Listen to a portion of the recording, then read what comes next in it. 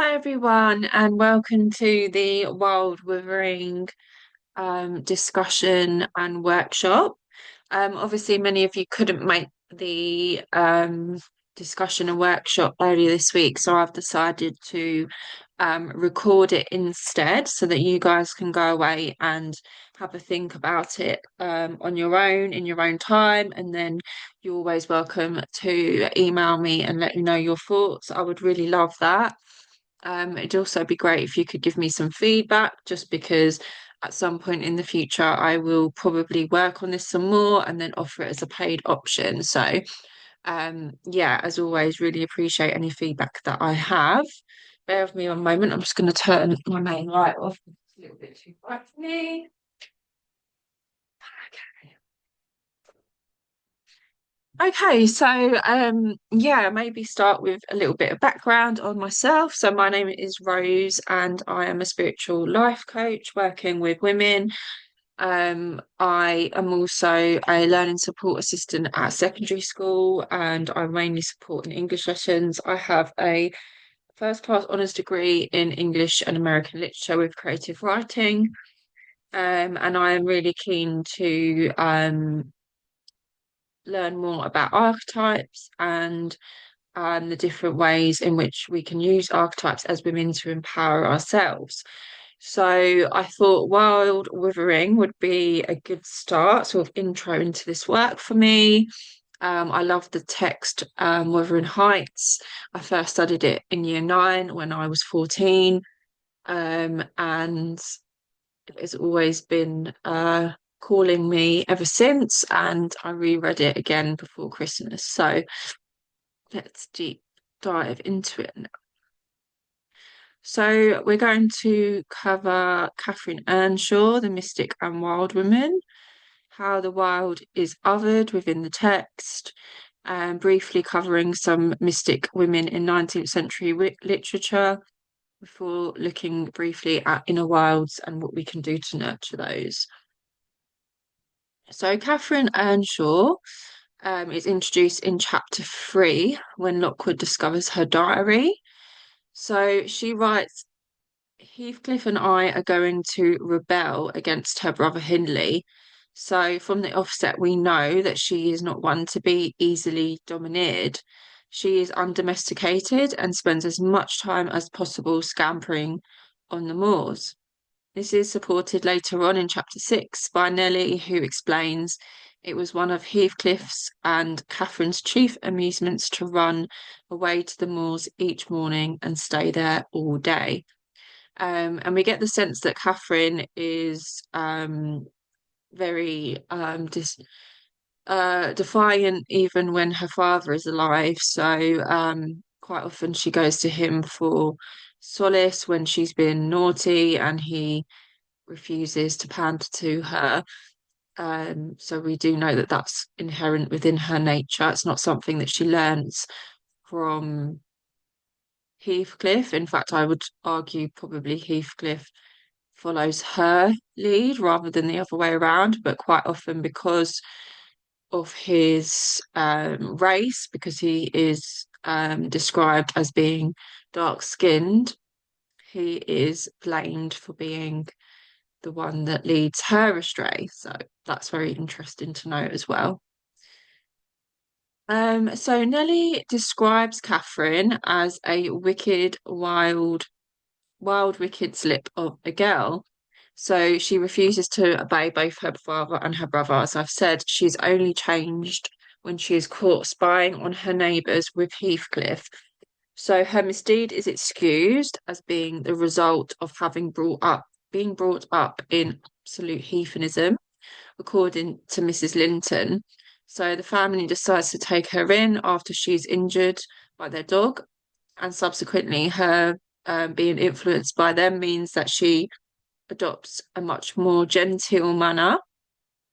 And Heathcliff, on the other hand, is left out in the cold and he remains exactly the same as he's always been, um, very dishevelled and dirty and wild. So when she comes back from staying with the Lintons, she's presented as a lot more um, civilized and like a gentlewoman and Therefore, there is a massive contrast between the two characters, and it sort of sets them apart. And I think her brother has also informed his wife to make sure that Catherine and Heathcliff actually stay separated because he wants to keep Catherine as this more gentlewomanly.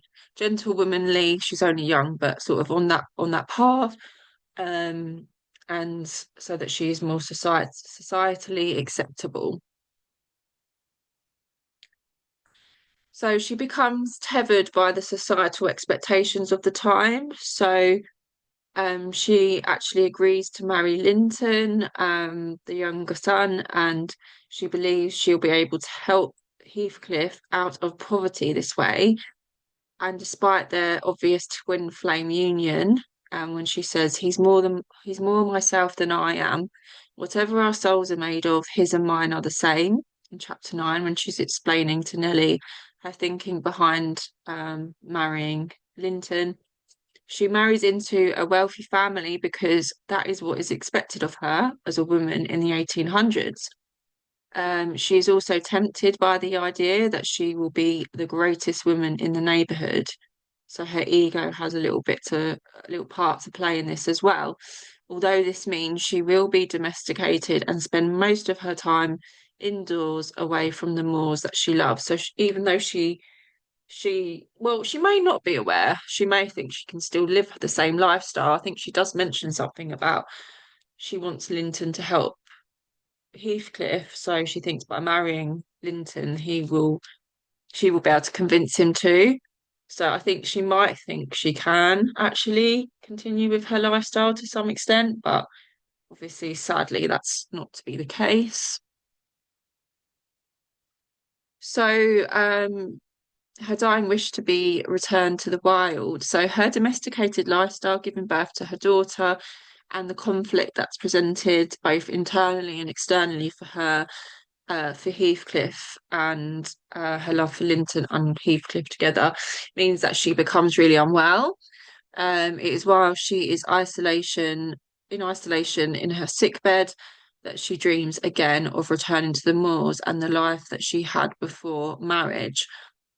So she speaks of the bed is the fairy cave under Penistone Crag, and she dreams and cries in chapter 12. Oh dear, I thought I was at home. I thought I was lying in my chamber at Wuthering Heights. So yeah, she's in her sick bed and she becomes delirious and starts to actually imagine that the bed that she's in is um part of the moors that she used to explore with Heathcliff, the bed being the fairy cave, and she thinks that she's at home within Wuthering Heights when she's actually um at Frushcroft Grange. Furthermore, she imagines herself to be an oh, sorry, that's a bit too.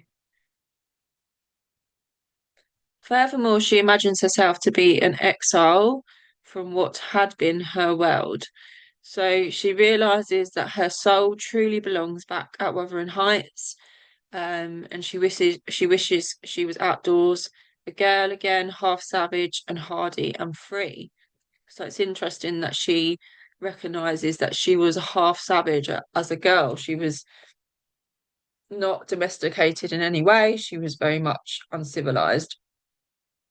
And she is sure she would be herself again were she once more among the heather on those hills. So her domestication has killed her spirit.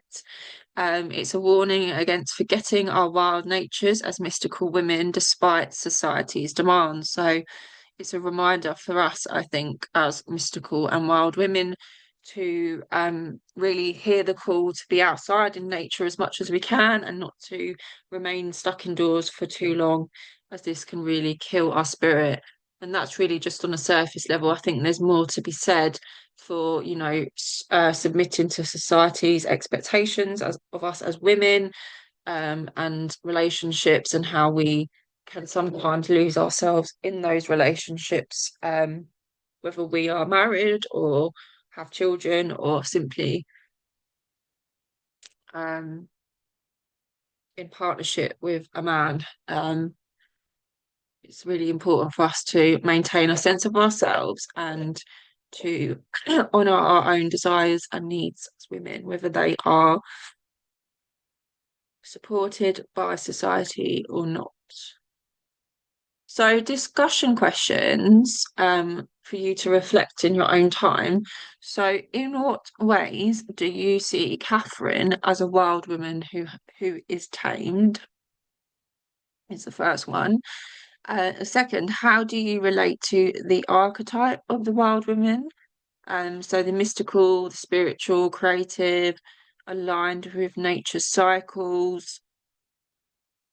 And how does Catherine's experience reflect that of the modern woman? How, if at all, sorry, are we taken captive by society's expectations and called away from both our inner and outer natures?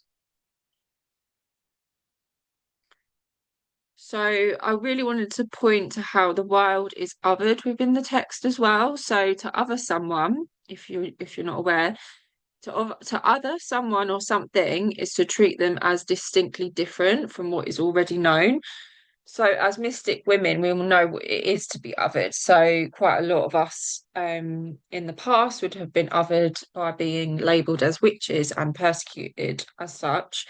Um, but we might also find that we are or have been as children treated as strange, maybe viewed as two-dimensional stereotypes, such as the manic pixie dream girl trope, which is used in popular culture quite a lot. I think there are a few examples on YouTube of that if you would like to look into it. One of them is one that is a slightly more positive representation in some ways, you could argue, is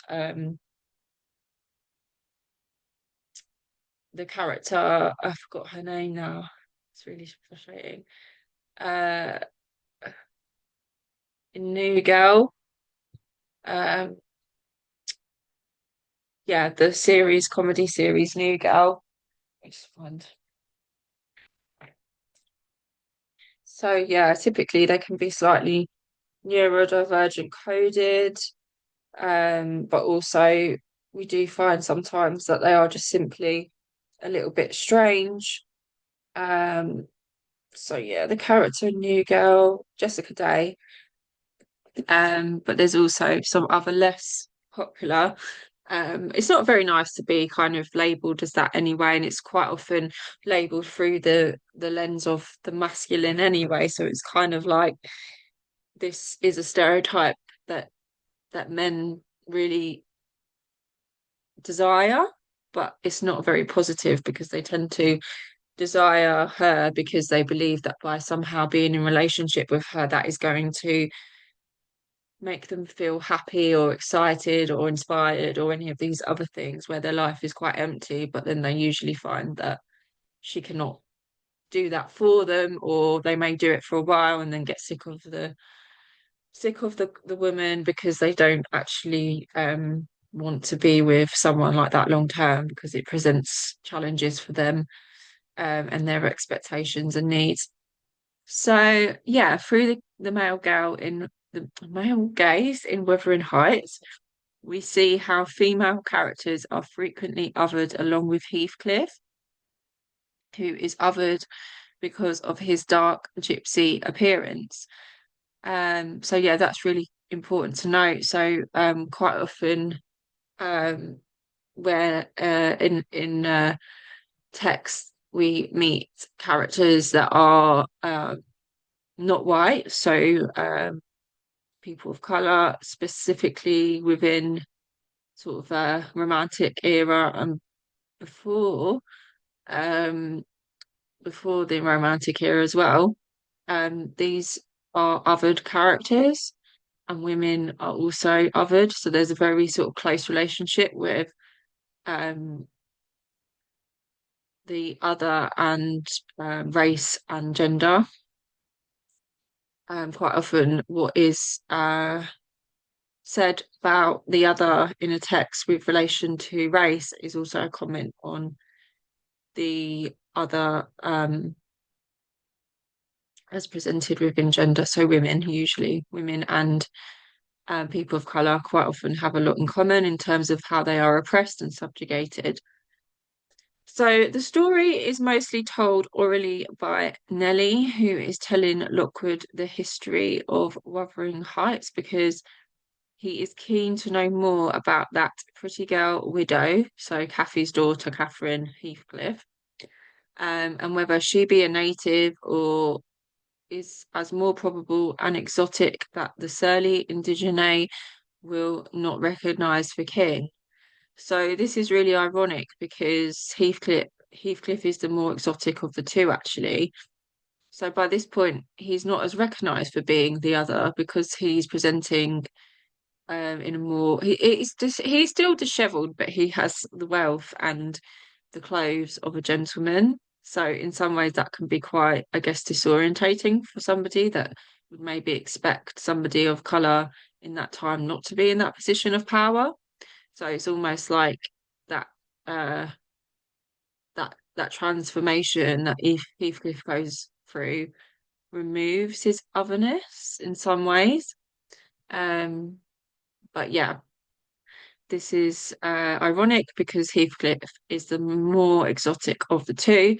Mrs. Heathcliff, Kathy's daughter, is actually more of a native than he is, having been born through Linton and Katherine Earnshaw, or Catherine Linton at that point, who both of which grew up in the area, were born to and grew up in the area, whereas Heathcliff was probably from another country, let alone another town, because I know he comes from Liverpool and the father finds him in Liverpool and he's like an orphan and he doesn't know where he's come from and he's potentially come from a ship.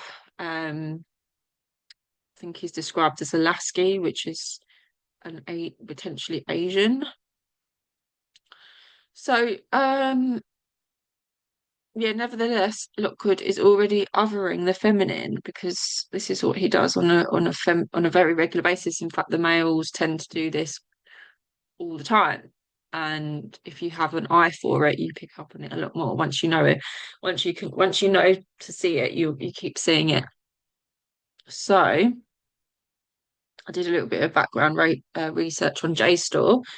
So, in the situation of the looker on, gender, narration, and gaze in Wuthering Heights, Beth Newman considers Lockwood's gaze as curious within the narrative and cites how this gaze is loaded with a desire for pleasure, which is thwarted when a woman looks back at him. So, he enjoys looking at a woman when he is doing so without her knowledge. But as soon as she looks back at him and makes eye contact, he doesn't enjoy it anymore. So that again is like a comment on how a male feels threatened by a female having the boldness and confidence to actually make eye contact because specifically around this time and probably not until, well, probably not so much now, but not that long ago, it was kind of like expected that a woman would be like looking down, like very sort of like shy and um not looking at a man like like in in that very confident way, if you see what I mean. Um yeah, it was almost seen to be a bit too forward if you made eye contact with a man, essentially. So yeah, within the first few pages of the book, Lockwood recounts while enjoying a month of fine weather at the sea coast, I was thrown into the company of a most fascinating creature, a real goddess in my eyes, as long as she took no notice of me. So yeah, he sort of puts her into this otherworldly kind of um this otherworldly realm or place in his mind because he's able to project on her, isn't he, whilst she's not really aware of his desire for her, and he makes her this goddess figure. Um, but then as soon as she looked to return, he shrinks icily into himself like a snail. So he's frightened by her boldness, and the essay does talk about how this is related to the object of his desire being almost like a Medusa. So like the goddess with the, is she a goddess or no? She's not quite a goddess. It's that can be debated really. It's down to personal opinion. But of course she has all of those snakes coming out of her head, and to make eye contact with Medusa is to freeze and become stone. So the direct look of Medusa evokes the terror of male castration, according to Newman. So the fact that a woman would look directly at a man would threaten his masculinity, and essentially, um, I guess this is a psychoanalytical, yeah, it is a psychoanalytical approach to literature, this essay. Um, if you want to have a look, I'd definitely recommend. But essentially saying that it evokes that deep fear of a man losing his penis. So, yeah, that's really interesting as well. Lockwood transfers this fascination over to Catherine Heathcliff when he meets her. So he comments on her appearance, describing her as having the most exquisite little face that he ever had the pleasure of beholding. And then shortly after this, he says to Heathcliff, I see now you are the favoured possessor of the beneficent fairy. So not only is this showing that Catherine Heathcliff is wild and mystical like her mother, but he sees her as something to be possessed and believes her to already be the possession of a man. So he thinks that she's Heathcliff's wife. And as soon as he learns that she's not, he sets out to find out more about her, presumably because he's considering her as a wife for himself. So boldness is certainly a cause for uneasiness for majority of males within Wuthering Heights. So Joseph, the servant, calls Catherine Heathcliff a witch and says that she has bewitched Hareton. So Hareton being um, the son of Hindley, that Heathcliff essentially adopts once Hindley's dead. And I'm not going to try and do the accent. He says, it's yon flaysome, dangerous, graceless queen. It's yon flaysome, dangerous queen, that's witched our lad, with her bolding eyes and her forward ways. So, yeah, it's your dangerous, graceless queen that's bewitched our lad with her bold eyes and her forward ways. So, again, we're talking again about that forwardness and her being bold with her eyes because she's looking them in the face, and talking about her being dangerous as well, and owning her sovereignty as well. If she's a queen, that's quite a strong metaphoric language to use. Um, so he explains this to Heathcliff in chapter 33. Early on, she is also playing up to this idea by telling Joseph she will ask for his abduction as a special favour and show him how far she has progressed in the black art. So this idea that she is um one of the fairies herself, or potentially a witch, or there's a little bit of crossover there, you could argue, and that she's able to get him abducted by these elementals is really cool. And I think she's almost just using um this mystical archetype within her, this wild and mystical archetype within her that the males have picked up on and sort of position as negative, to empower herself, because she is in quite a powerless position as a woman at this time, who is living with her well, essentially she's living with uh her father-in-law. Yeah, her father-in-law, who is supporting her.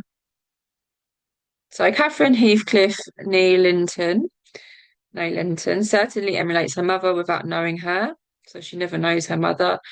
Um, her spirit was high, and at 13, she wonders what it's like to leave the conditions of her home, the confines of her home and estate, and asks Ellen, such as Nellie, Ellen, who looks after her, how long will it be before I can walk on those hills? I wonder what lies on the other side.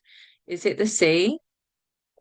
And she wishes to visit the crags, Penistone Crags, and once the maid tells her about the fairy cave, she becomes really impatient to investigate. So she develops a taste for solitary rambling and remains out from breakfast till tea. She runs away to the crags despite being asked to remain within the grounds. She's just as wild as her mother and really yearns to be in the wildness of nature.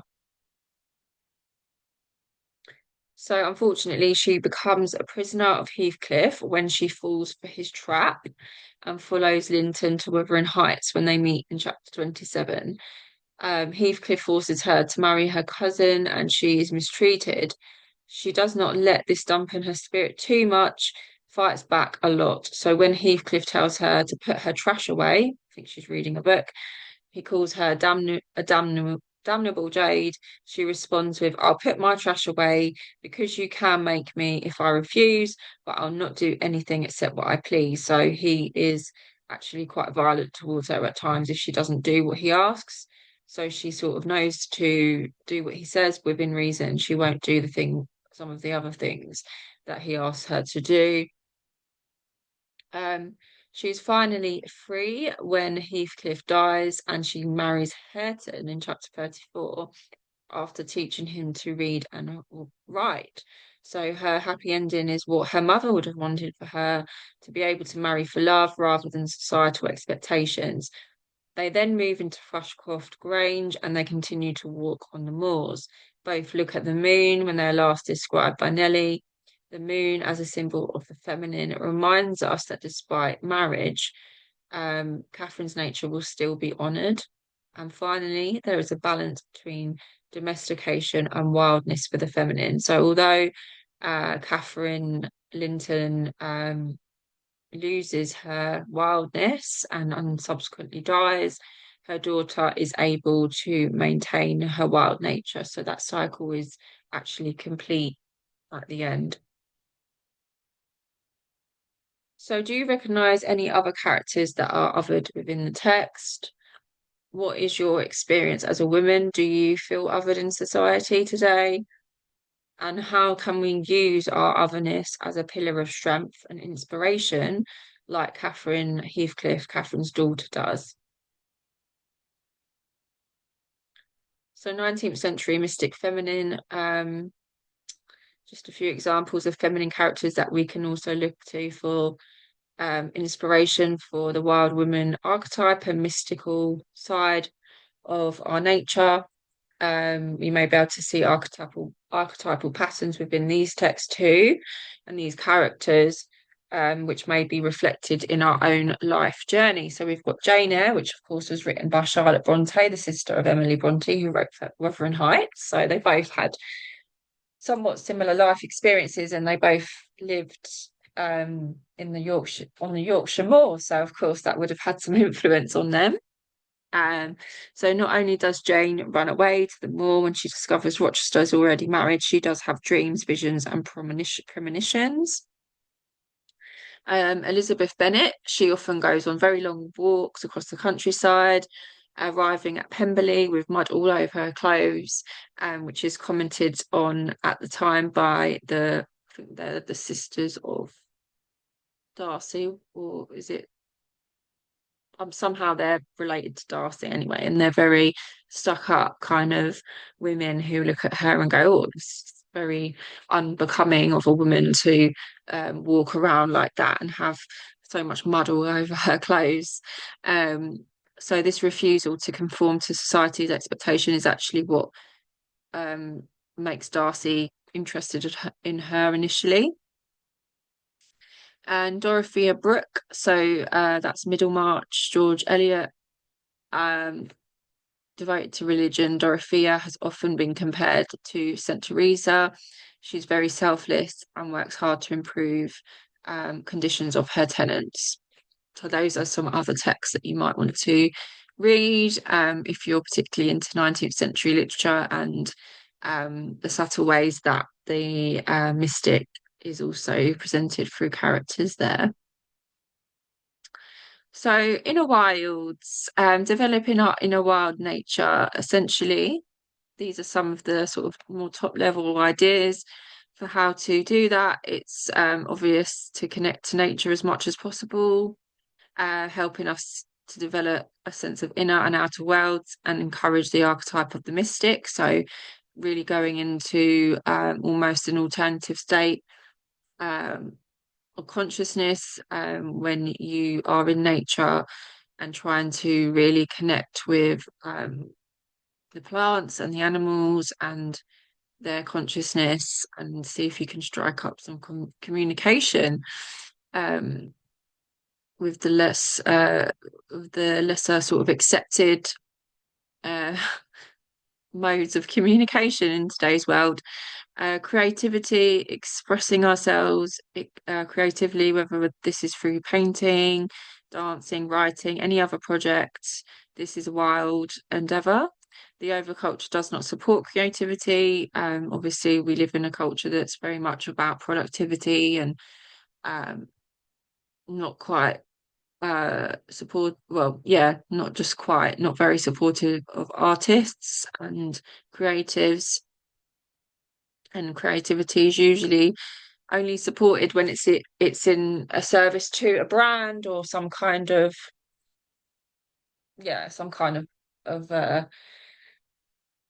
product. So it's capitalized and not really coming from our spirits necessarily. I worked in PR for 7 years, and so although I was creative, I had to do it within a certain confines of like selling a product. So, it's very empowering and liberating for me to be able to do this kind of work.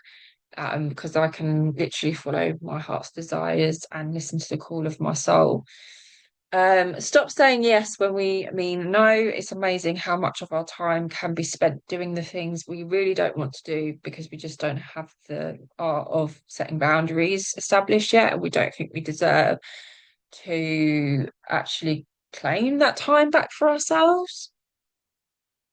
Embracing our messy imperfections. So striving for perfection, again, another kind of, I would argue, patriarchal product is that we quite often strive for perfection and that holds ourselves back. It's really important to allow ourselves the gift of being messy and imperfect so that we aren't restricted in our creativity and expression. And also it's about accepting ourselves because it's impossible to be perfect anyway. Like again, something that I've had to recover from and I'm still in recovery from really is this idea that I need to be perfect all the time. I think this is kind of set up for us when we go to school actually. Um, because of the idea of, always striving for higher grades, and then you leave school and you're striving to achieve and more money. And I don't regret that I went to university because I have a passion for literature and creative writing. But I think it's important to recognize where I thought that my life had to be an upwards trajectory. And by that, I mean just continually achieving more and more and more. And actually, that was very unhealthy. And I ended up burning out before I even reached 30. So, learn my lesson there. Shadow work. Exploring our own shadow and archetypes within can be very empowering. Acknowledging and expressing parts of ourselves that society doesn't support or approve of is how we rewild and emancipate ourselves. So, of course, we live in a society where some expressions that aren't particularly feminine are kind of accepted, but at the same time, we do need to be very mindful of the ways that we have internalized masculinity and patriarchy, and we need to um, really allow ourselves the grace to inquire as to whether these traits and parts of ourselves that the society deems as negative, whether they actually are or whether they are something that we need to reclaim. For example, anger and rage.